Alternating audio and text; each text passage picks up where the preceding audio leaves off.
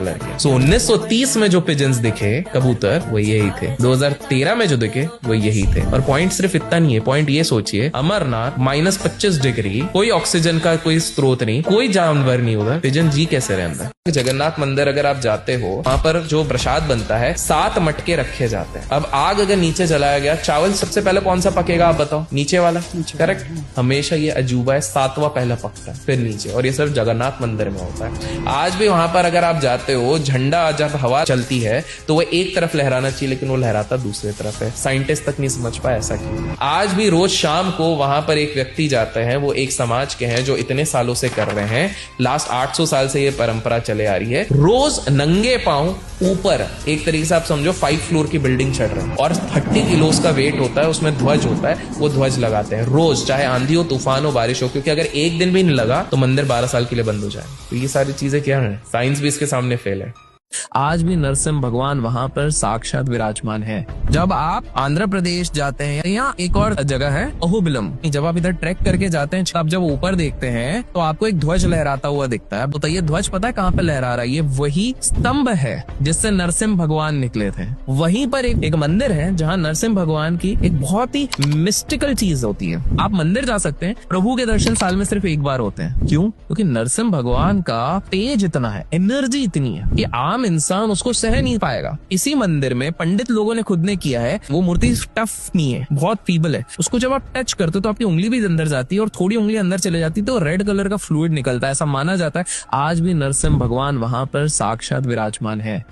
केदारनाथ की अगर मैं बात करूं, 2013 बहुत भयंकर तरीके से बाढ़ आता है, बहुत सारे पेड़ उजड़ जाते हैं। माना जाता है 5000 से ज्यादा लोगों ने अपने प्रियजनों को खोया उस समय पे पता है क्या हुआ? हर जगह त्राही त्राही मची हुई है। लोग ये सोच रहे हैं केदारनाथ मंदिर बचेगा, नहीं बचेगा। 5 किलोमीटर दूर से 1000 टन का एक पत्थर आता है, उसको आज भीमशिला कहते हैं, और वो आके एग्जैक्ट ऐसी लोकेशन पे फिट हो जाता है जिसके चक्कर में उस मंदिर में एक बूंद पानी नहीं पहुंच पाती है। पूरा का पूरा प्रोटेक्टेड रहा, सब कुछ आसपास का इधर उधर हो गया, वो मंदिर कुछ नहीं हुआ। ये कैसे हो सकता है? आज भी अगर आप केदारनाथ के दर्शन करोगे तो उसको पीछे पत्थर उसको रखा गया। भीमशिला इसलिए नाम दिया गया क्योंकि माना जाता है क्योंकि केदारनाथ की स्थापना कहीं ना कहीं पांडवों ने की रही थी, तो एक भीम की शक्ति थी जिसने कहीं ना कहीं इतने बड़े रॉक को उठा के वहां पे प्लेस कर दिया। गिरनार पर्वत में 10,000 स्टेप्स हैं।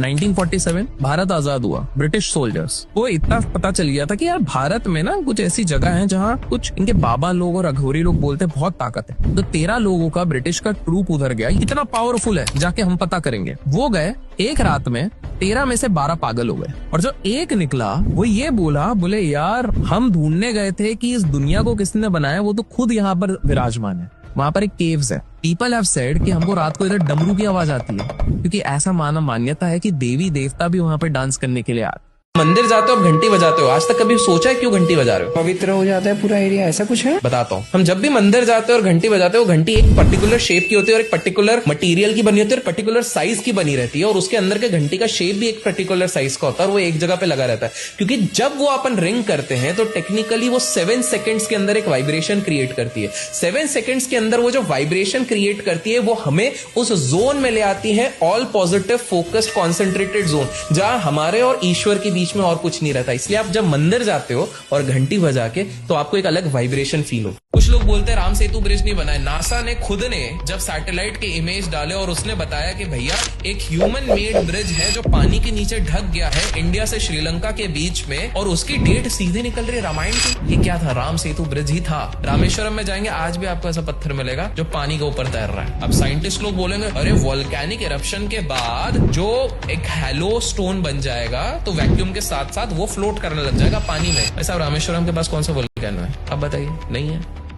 थाईलैंड में सबसे बड़ी गणपति जी की मूर्ति है, 123 फीट्स। तो आज से ना कुछ साल पहले थाईलैंड में इन्फ्लेशन, महंगाई बहुत बढ़ रही थी। कुछ भी कोशिश कर लो, रोक ही नहीं पा रहे। उनकी कमेटी एक थी, उनमें से एक व्यक्ति ने कहा कि काम करते हैं, गणेश जी का फोटो नोट पे छापना शुरू करते हैं। अब जान के हैरान हो जाओगे, आज वो एंटीक में ऑक्शन होते हैं वो नोट, और उनकी अर्थव्यवस्था सही हो गई। इंडोनेशिया तो वहां पर एक वोल्केनो है जहां पर लास्ट 750 से 800 साल पूर्व से एक गणेश जी की मूर्ति रखी गई है वोल्केनो के पास में। वो इसलिए रखी गई है क्योंकि वहां के लोकल्स का मानना है कि यही हमें बचाते हैं। वो एक्टिव वोल्केनो आज तक नहीं फटा है बिकॉज गणपति जी वहां पर विराज है।